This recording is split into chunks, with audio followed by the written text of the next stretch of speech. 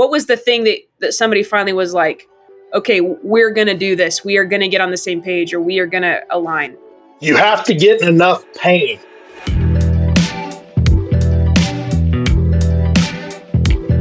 Well, hey everyone, welcome to the Intentional Churches podcast. My name is Erin Johnston, and I'm here with my co-host, Doug Parks.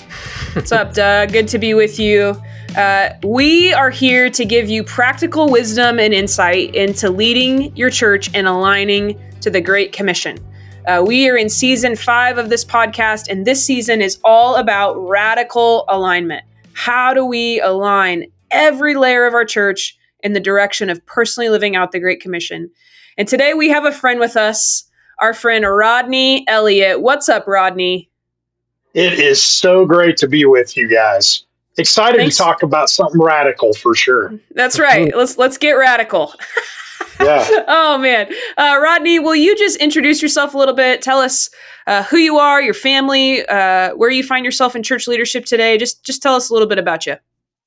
Sure. I'm the executive pastor at Pathway Church, and I've been in this role for about a little over 2 years now. Before that, I was a campus pastor. I have an amazing family and actually grew up on a family farm not far from here. Ministry was not the game plan. And so I'm figuring it out with everybody else. And so it's been a great journey though to get where we're at. And so it's exciting to see what God's doing. That's awesome. And where in the country are you? We are in Wichita, Kansas, which it is the crown jewel of chain restaurants in the Midwest. I just learned that today. And so we have more chain restaurants than anywhere else. Amazing. That's all we have. So, what is your preferred chain restaurant? That's a great question. We have a taco place called Fuzzies that I'm quite fond of right now. So Fuzzies. Perfect. It's kind of a freaky name for a taco place, but I'm sure it's great. Doesn't sound like it'd be good, but it is. All right. And for all of our listeners who also have a farming background, which is not me, but I'm just curious, what did your family farm grow? We grew wheat, corn, and soybeans. Okay. So it was all crop production. Yeah. All right. Right on. Great. Well, I love learning a little bit more about you. We are having this conversation around alignment. And what I love about this podcast is we're pretty honest. We're pretty raw. We do our best to just kind of tell it how it is. And we're going to invite you to do that today, Rodney. Because we're talking about some stories of misalignment and really just overcoming misalignment in our churches. And so obviously you can speak respectfully about this. I know you will, and we want to respect the church in which you are at. But when you jumped on the team, in what ways was your church misaligned? Well, it's you wouldn't think this would happen in church, right? But when you really start talking about reaching people for Jesus, when you start talking about, like we do here, releasing the 99 to reach the one, and the impact on what people experience inside your church and programmings, people have a lot of different opinions. And so what I think the key misalignment that I bet probably even Doug remembers a little bit as he helped us was our elders, the leadership team, we were passionate about going after the one and reaching people. And I think the elders were like, this sounds like the Great Commission, but I don't know that I like the impact it's going to have on our church body, the things that we do. And so you just experience resistance. Like, it's almost like you can intellectually agree that Jesus came for the lost. He came to reach people who don't know him. But is that really what your church is about? Mm-hmm. Is that really what we're trying to do together? And we were absolutely not on the same page. We weren't at all. Yeah. What were some of the signs that you weren't on the same page? I would say symptoms are meetings after meetings. Has anybody ever experienced that? Had that issue in church? Oh Yeah, it's like man. Yeah.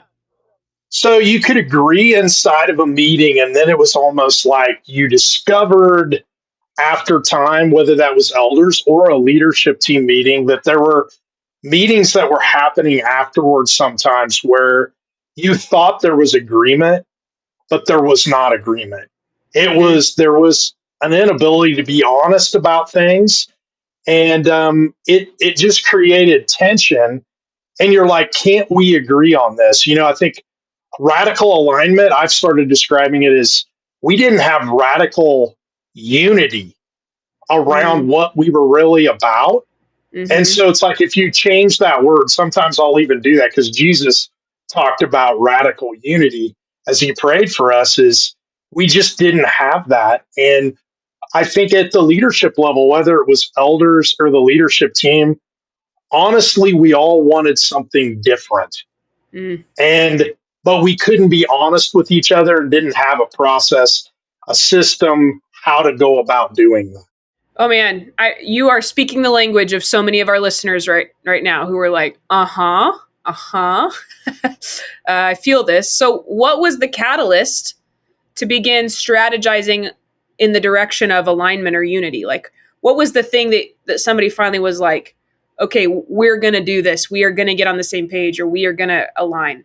You have to get enough pain.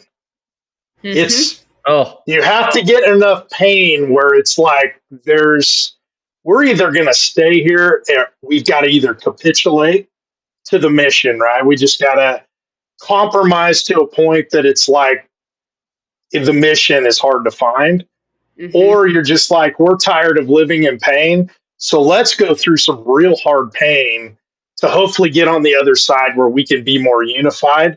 And you also have to understand that some people are going to tap out, but the people that are in the midst of the pain every single day, they'll thank you on the other side because, especially at the highest levels of leadership, we didn't understand. We thought the pain was up there, but it was actually producing a lot of pain for Mm. volunteers, for the congregation, for where we were going, and we weren't in touch with that.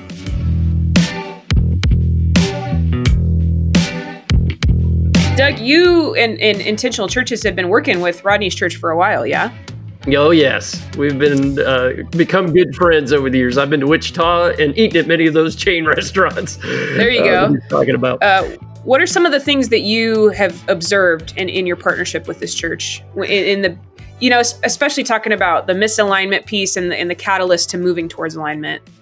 Well, I think because Rodney went there, I want to sit here for a minute around this idea of your board or your eldership. Now, we could have the same conversation similar conversation down and around your staff. And I know there are some listeners who don't really have a board. They're basically the senior family or senior pastor is the one who makes all the calls, or a leadership team. But in many cases, there's a board. And we've talked about this before, Erin, on the podcast. The slide to institutional thinking oftentimes leads us to put a lot of good-hearted people who are wise in the world on our board, and they are on other boards. And so what they then do is apply good, responsible board governance to our board, and it's one of those unintended consequences that reinforces an institutional mindset. Meanwhile, in a lot of these elders and board meetings, no one's ever talking about or asking the question, how is the expression of the Great Commission going in your personal life? Like, literally, who are the ones in your life, and who are their ones? Who are you discipling now? And one of the very first things that I think, Rodney can speak more to this, that happened at Pathway when we began to convert the board over, because there were some really good Christian people on that board, but they were more corporate. They weren't seeing this call to the Great Commission is personal more than organizational, was getting the light bulbs turned on for that group. And so I was just elated when I went. I think, Rodney, I came for like a board dinner, elders dinner. And one of the elders was actually, when we prayed gave a story about a one in his life, like, because you guys started implementing on the agenda we're going to talk about our ones and who we think is coming to Christ and pray for each other and support each other as a disciple maker first, and not a responsible organizational board member. That's very secondary to the thing. So I think that, to me, I don't know, Rodney, would you add anything to that? I think those were some big wins when that group started. I don't want to use this is a harsh word, but self-policing around, are we actually doing the Great Commission ourselves? That really started to turn the tide of alignment, didn't it? Yeah, for sure. We started, like, every meeting is about a story. We share stories from around the church, but then we're like, what are your stories about your ones? We even made the Great Commission engine. In fact, we just did our elder retreat probably 2 weeks ago, and we used the Great Commission engine, but it's called my personal Great Commission engine. And really, it's like you don't get the opportunity to speak into the institutional one until you go there yourself personally. And so it's like we always start there. And then even in the very strategic conversations that we're doing strategic thinking, getting input from elders, but a leadership team as well. It's like, what does this look like for you personally before we go there, and then apply your personal life to what we're doing. If you don't have ones, we have a hard time even having this conversation about what does the Great Commission look like, because the one is at the heart of it. And so as we think about all of that, it's like it always starts personal, and then we can talk about how we lead our church family after that. Love that, Rodney. And just for our listeners who may not know what the Great Commission engine is, it's a tool inside of the Intentional Church's toolkit. And I love that you've made it personal. I think you were one of the first churches that took it all the way there. Yeah, we did that. And I mean, I would say the first year with the elders, every elder meeting, they had to report out on their personal Great Commission engine.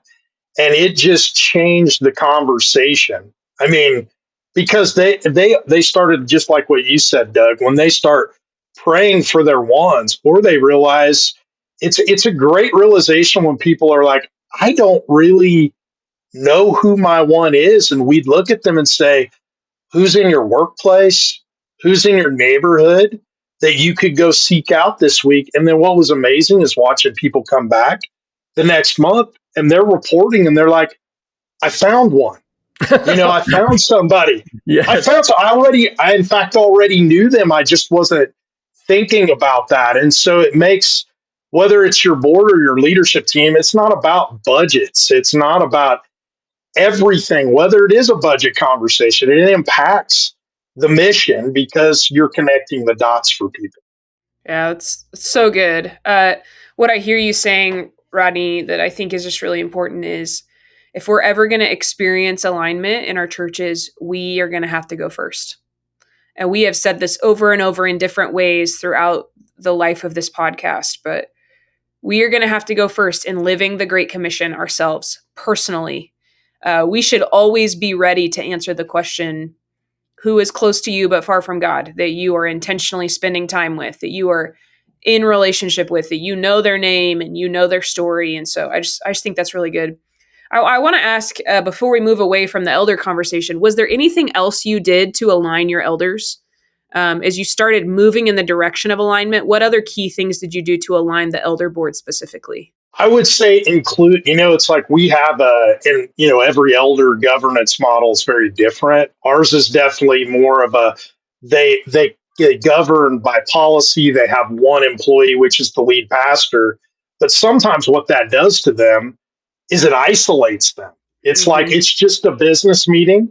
And so what we try to do is we run the same strategic conversations. We call it strategic input, where it's like, if we're talking about how do we feel like we are for people who are outside the church, for our ones when they walk into the church, we actually run them through the same kind of conversation and exercise that we do the leadership team. So it mirrors, and we take their input to the leadership team.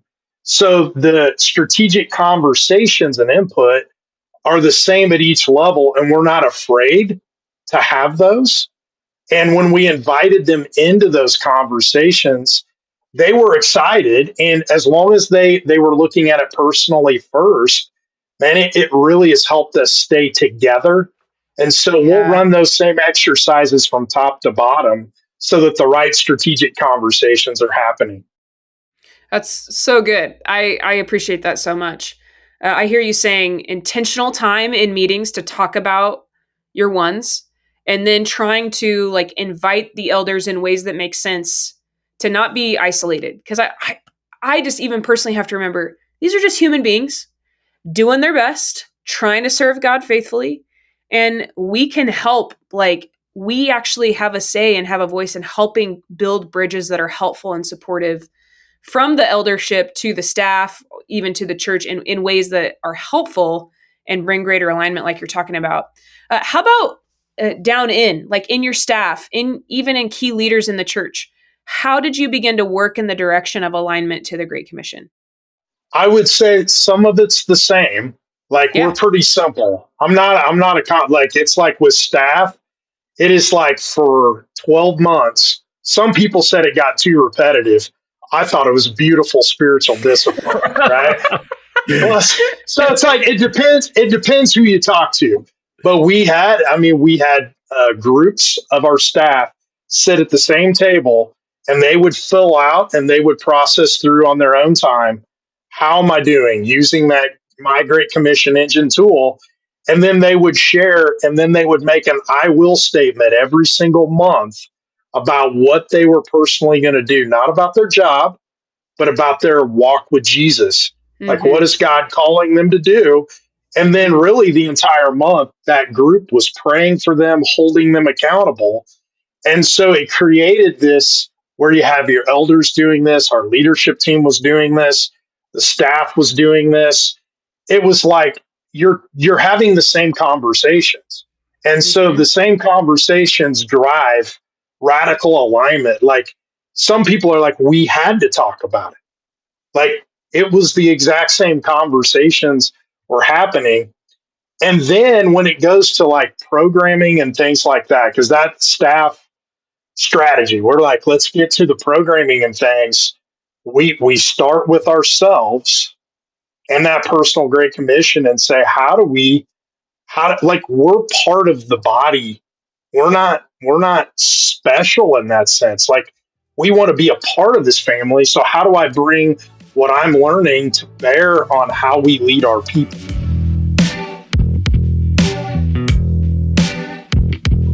Doug, do you have anything to add when you think about aligning, yes, elder team, but even down into staff and key leaders? No, by the way, what Rodney's saying just keeps rolling downhill to the congregation, to the individual congregants.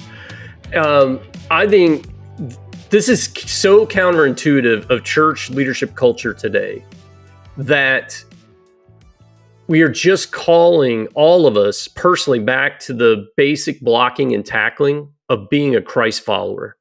And we start and lead ministry from that point instead of leading it from my job as a professional pastor or church leader. So, and why I'm saying it's countercultural is we have to all fight the tendency that has happened over again, I don't know how many times I've said this, Rodney, people are probably getting tired of me saying it, but the last 40 years of the church growth movement, however many, 40, 50 years, that we've all become addicted to speed. We've all become addicted as church leaders to silver bullets. We all want to go listen to or like learn what that other church did, which I'm all for. We should all learn from each other. But when we treat it topically as a surface solution, as if it's going to deliver. Remember, we're in the transformation business, the transformation of my heart and yours to be more like Christ, to die to self, to be on mission. That requires patience, the opposite of speed. It requires relationship. There is no silver bullet in relationship and human experience. It's counterintuitive to everything, including think about what COVID has done to us all around technology and how are we going to use AI and how do we do digital church? And it's made us think in a way that took us further down a path that when Rodney is saying these simplistic things, hey, listen, they really do work. And I can show you case in point across small churches, rural churches, urban churches, where if you just get back to the basic relational blocking and tackling, like Rodney's talking about, and align around that. So for whatever it's worth, I just feel like I got to get on that soapbox because so many of us have been conditioned to believe there is a magic thing out there that you can get to instead of these very simplistic things Rodney's talking about to get my people in alignment. What do you guys think about all that? Because that's a lot of like me spewing again. Oh, I think for something that's going to be replicated that you want, because that's really what it is. Jesus is trying to make followers, right? We're trying to make followers of Jesus. There's a replication of core principles, how I am to live. And when we create complexity around that, it's like, especially for our ones, but it's even to say, I'm done, I need to move on. It's like, no, I think in all those over and over conversations, rinse, wash, repeat, allow the Holy Spirit to do it. It's like, it catches. And so it's like, but the simplicity of it is the beauty of it as well. I mean, it really allows you to have large groups of people who are kind of on the same page. And the complexity of we're a 60-year-old church plus. I mean, and our lead pastor, Pastor Carter, he always says, he's like, man, we used to have ministries for we were the kings of complexity. Like, it's like, how can you do this in a more complex way? We would try to find it. And and the reality is consumers kind of like that, because then I get things I can consume, but it doesn't produce a lot of fruit many times. Whereas like we shared like in our all staff a couple months ago, and even some key meetings with volunteers, we've never seen more people come to faith in Jesus than in the last 2 years. And I would argue we are doing, we've seen 500 people baptized, which is insane to us, like never before. And it's because the people are walking with their ones and they're understanding what that means and what to do. And our baptistries are not pastors. Complexity is pastors baptize people inside your churches in complex systems. When you have something that is replicatable and it's about Jesus, when you see baptism celebrations, it's just like, I don't get wet anymore unless it's one of my ones that I'm walking with. It's you're unleashing the power of the priesthood of all believers. Yes. And it requires like a discipline to say, what is that bedrock that we're really after? And that bedrock is what we want alignment around. Oh my goodness, it's so good. My next question, Rodney, to you was going to be, what is greater alignment producing in you and around you? And you just answered my question. Many people coming to follow Jesus, you're saying more than ever, and more people walking with their ones and baptizing them. I am curious, you and the executive pastor seat, and I know many of our listeners are in that seat or in a leadership seat of some sort. What's it producing in you? What is greater alignment to the Great Commission producing in you personally? Good one. So the greatest thing it's producing in me is in the last 12 months, like you get inspired by people. And so I was actually inspired by somebody here in our church body who was, man, they're just out there living lives with people. That's one of our core, live life with people who don't know Jesus. And they're just out there doing it. And honestly, my life is really lived with a lot of people who know Jesus. That's the pastor trap, right? And my life used to not look like that. So it motivated in me is like I started a small group at my house around a fire pit, and I invited every person I knew that didn't know Jesus. And so as those guys came, and they did come, like it was a little shocking. How's it going to be around a fire pit with a pastor? We're going to like, what questions about faith do you have? And all these different kinds of things. And some guys that weren't connected, some people who would say that, man, I grew up in church. They all came, and I've got to personally see two of those guys come to know Jesus. I'm going to get to do the wedding for one of the guys and his fiance. And so it's like just walking with them and watching people take steps. Even like it's weird. It's, what does a pastor want? It's like you want to see people engaged in the life of the church. And I've got to watch three of those guys who didn't attend church before start coming to church and become a part of our church family and living the life. One of them would say, I'm not sure I believe in Jesus, but man, I like you and I like the church. So I'm like, I'm going to come while I figure this out. And so it's like, it's in my back. The fruit for me personally is in my backyard with those guys. And we're getting ready to start our group back up here in about 2 weeks. So I want to ask you a question if I can, Rodney. I don't want to pass the moment because number one, you're wearing a Carhartt shirt. Number two, the Jesus goes, there's so many times in the Bible where he goes to an agrarian parable or analogy.